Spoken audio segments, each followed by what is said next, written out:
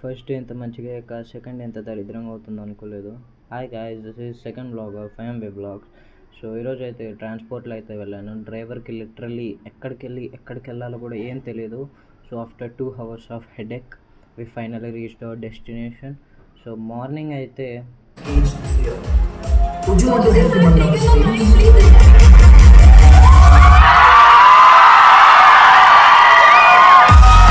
Tarun sir class అయితే అయ్యింది. తర్వాత లంచ్కి డాక్యుమెంట్ వెరిఫికేషన్ అయిపోయాక వాళ్ళు మళ్ళీ హాల్ 2కి అయితే వెళ్ళమన్నారు. ఈసారి మార్నింగ్ తరుణ్ సార్ క్లాస్ అయిపోయింది కాబట్టి కొంచెం ఎక్సైట్మెంట్తోనే వెళ్ళాను.